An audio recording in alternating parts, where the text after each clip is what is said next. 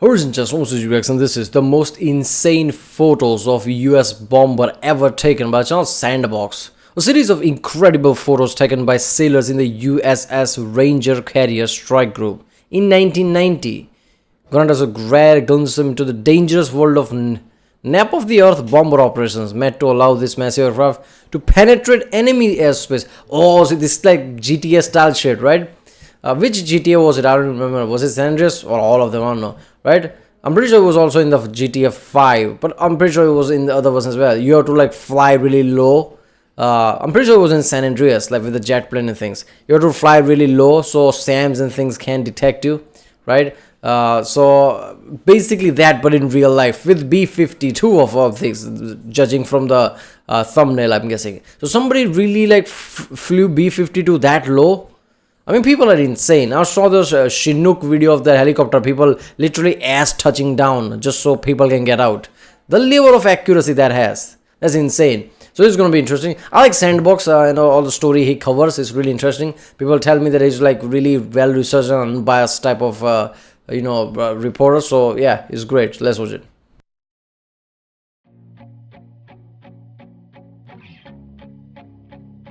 I want to show you what might be the craziest photo of an American bomber ever taken.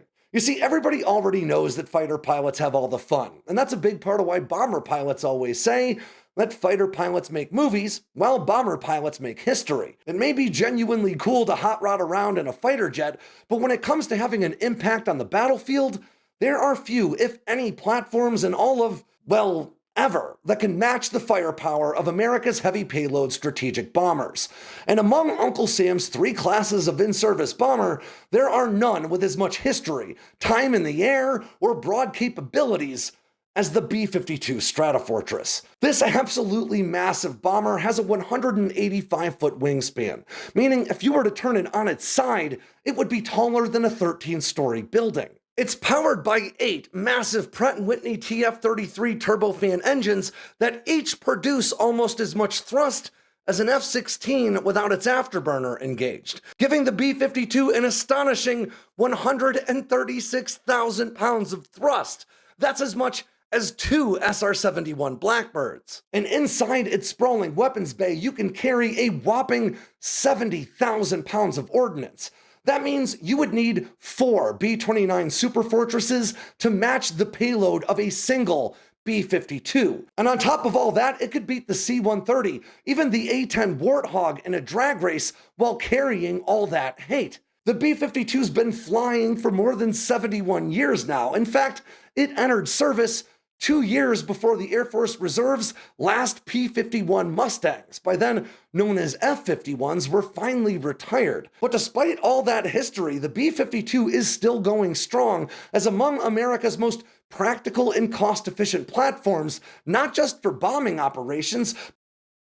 Yeah, cost effective thing is like more important point here because B1 Lancer is just better than B-52 in a lot of ways, right? Especially speed. The level of speed it achieves is insane for a bomber, but I'm guessing it's not, like economical as B-52 in every way, maintenance and all the way, I'm guessing, but yeah. But for a wide variety of missions, including testing the most advanced hypersonic missiles on the planet. And if nuclear war were to break out, it would be up to the B-52 to deploy AGM-86 nuclear-tipped air-launched cruise missiles at adversary targets from thousands of miles out. But don't let all that serious business fool you, because B-52 pilots definitely still know how to have a good time. And we got a peek of that in 1990, when American Forrestal-class supercarriers were operating in the Persian Gulf. According to the story that goes along with these photos, sailors aboard the USS Ranger, which also happened to be the first aircraft carrier U-2 spy planes ever operated off of, were sailing through the Persian Gulf when they got a call from a pair of Guam-based B-52s that were flying about 5 miles out. In a bit of inter-service camaraderie, they requested permission to conduct a carrier flyby with their bombers. And the carrier command deck approved, but then radioed back that at this distance they should be able to see them, and so far they have no visual. And according to the story, the B-52 pilots responded, "Look down." And it was then that the sailors on the Ranger realized that the B-52s were approaching at wave-top height. They were flying so low that their 8 massive TF-33 turbofan engines were actually spitting up trails of water behind them.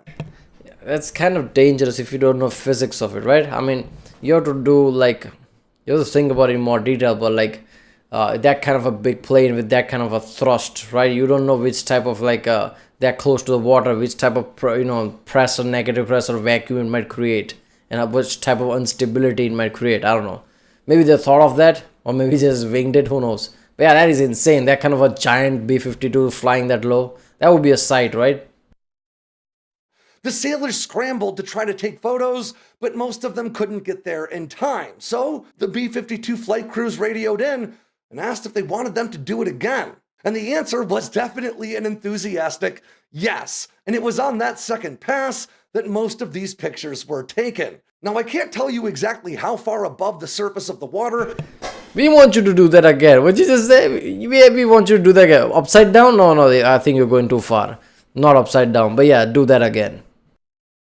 This B-52 is in this photograph, but I can tell you that the flight deck of a Forrestal-class aircraft carrier usually sits about 70 feet above the waterline, and in this image, the tail of the B-52 is lower than that, meaning the underside of the bomber in this picture may be as low as just 20 or 30 feet up. Now, despite how insane this looks, and, well, it's important to note that B-52 pilots trained hard for this sort of low-altitude flight. Often not quite this low, but certainly lower than you might expect. You see, before stealth became the primary... They need to make, B-52 like AC plane, right? Obviously C-130 is like AC version of it, which is like badass thing, right? With a howitzer thing. Imagine something like that flying that low against an enemy aircraft carrier or something. Where is it? Oh, it's below you. By the way, it has howitzer that's like pointed towards you. That would be deadly as fuck.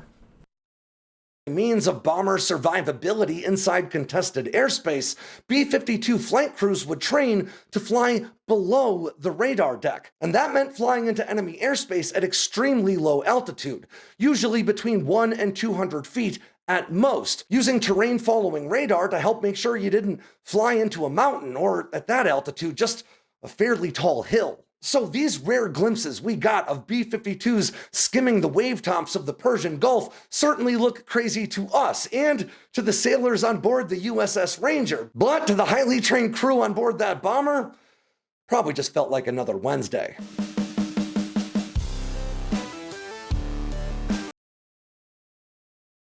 Okay, not gonna lie, that is insane, right? I don't know how much you train. Something that's just like too insane.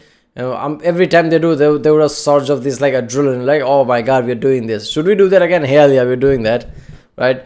Oh, this is so good. Basically, I always think of San Andreas, GTA San Andreas, which was one of the most insane GTA game of all time. If you really think about it, the missions it had were insane. I'm pretty sure I remember missions about like flying really low with like propeller planes and things like that, just so you can avoid SAMs and radars. And that was like one of the hardest mission of the game. Imagine that in real fucking life. These people are actually doing that. So anybody who played that game would realize like, okay, just playing the game makes it feel harder. In real life, doing that with B-52s, that is insanity. But yeah. Right, well, that was the most insane photos of US bomber ever taken by channel Sandboxx. If you like my next video, subscribe. If you haven't seen other Sandboxx videos I did, check out the link in the description. Your support really helps out, the algorithm and things, and I know which type of videos to react to more. I like Sandboxx and the things they cover. So yeah, what type of interaction I get on this video is like how I decide if I should do more Sandboxx or not. And yeah, I'll see you next time.